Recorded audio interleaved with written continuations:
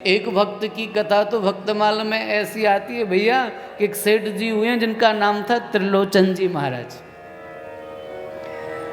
भक्त त्रिलोचन जी के यहाँ कोई संतान नहीं थी और मन में भाव आ गया कि मैं संतों की सेवा करना चाहता हूँ। संतों की सेवा करने का भाव जब भक्त त्रिलोचन जी के मन में आया तो भक्त त्रिलोचन जी ने कहा अब हमारे यहाँ कोई बालक तो है नहीं, पर बालक अगर होता तो मैं उससे जरूर संतों की सेवा कराता, पर ऐसा कोई यदि मुझे सेवक मिल जाए जो संतों की सेवा करे और संतों का भाव समझ करके उनकी सेवा करे। संतों की सेवा करना ही मेरा काम है। अच्छा भैया तो क्या पगार लोगे? बोले पगार में कुछ नहीं, पेट भर के भोजन चाहिए। पेट भर के भोजन कराओगे तो खूब तुम्हारे यहाँ सेवा करेंगे, और अगर पेट भर के भोजन नहीं कराए तो तुम्हारे यहाँ सेवा नहीं कर पाएंगे। और जिस दिन मेरे भोजन के विषय में किसी ने उंगली उठा दी उसी दिन तुम्हारा घर छोड़ करके चला जाऊंगा। एक ही शर्त है। त्रिलोचन जी ने कहा नाम क्या है तुम्हारा? बोले नाम मेरा अंतर्यामी है। संतों के मन को तो मैं अच्छी तरह से जानता हूँ, वे क्या सोचते हैं क्या चाहते हैं, बिल्कुल उनके हिसाब से ही सेवा करता हूँ।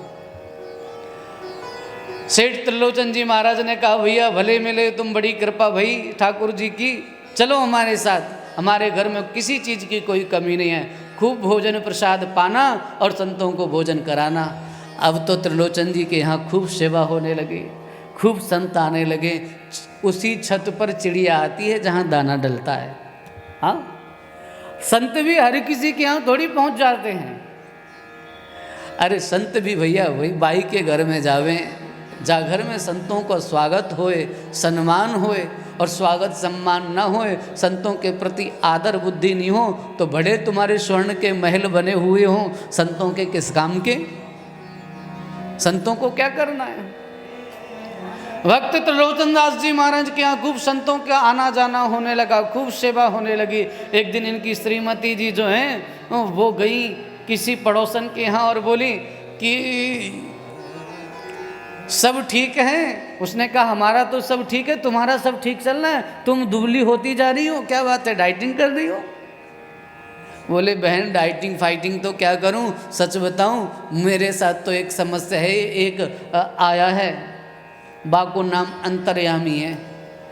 बहन काम तो खूब करे, ऐसो मन लगा के काम करे, अरे बाकी सेवा से तो संत भी रीझ गए, संतों के पांव दबावे, उनके चरण प्रक्षालन करें, उन्हें भोजन करावे और उनकी सेवा में हाथ जोड़ करके खड़ो रहे। लेकिन बस एक समस्या है, खाता बहुत है। जैसे ही सेठानी ने कहा खाता बहुत है तो अंतर्यामी अपनी शर्त के अनुसार वहीं से गायब हो गए, वहां से विदा ले लिए। सेठ त्रिलोचन जी ने कहा कि क्या बात है, अंतर्यामी नहीं दिखाई दे रहा? सुबह से शाम हो गई खोजते खोजते, पर अंतर्यामी नहीं दिखाई दिया। जब अंतर्यामी नहीं दिखाई दिया तो भोजन का थाल परोसा। श्रीमती जी ने सांझ के समय त्रिलोचन जी ने कहा अंतर्यामी नहीं तो संत नहीं, संत नहीं तो सत्संग नहीं, सत्संग नहीं तो जीवन का कोई अर्थ नहीं। अगर संत नहीं, सत्संग नहीं, उनकी सेवा नहीं मिलेगी तो ये जीवन अब मुझे बोझ है। अगर अंतर्यामी आज नहीं आया तो मैं सच कहता हूँ तलवार निकाल करके, और वह त्रिलोचन जी ने अपनी गर्दन पे लगाई, अगर अंतर्यामी भोजन करने के लिए नहीं आया तो मैं अपनी गर्दन काट दूंगा। और जैसे ही गर्दन पर तलवार लगाई, अंतर्यामी ने आकर के हाथ पकड़ा, बोला सेठ जी भोजन करो। आँख खोल करके देखा तो जिसका नाम अंतर्यामी था वो कोई और नहीं, हमारे साक्षात राधा रमण जी हाथ पकड़ करके खड़े हुए थे। राधा रमण लाल की जय। हाथ पकड़ करके सेठ जी तुम्हारे मन में भाव था ना संतों की सेवा करने का, और तुम चाहते थे कि कोई सेवक तुम्हें मिल जाए, तो सेवक की भावना रखने के लिए मैं सेवक बन गया। भक्त मुझे जो बनाता है मैं बन जाता हूँ। अरे मैं तो अपने भक्तों के हाथ बिक जाता हूँ।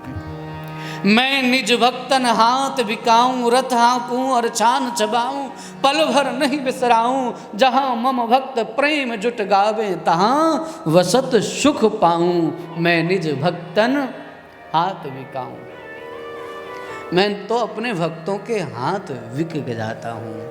अरे बिक ही नहीं जाता हूँ, ये कहते हैं मैं भक्तों को दास, भगत मेरे मुकुट मणि।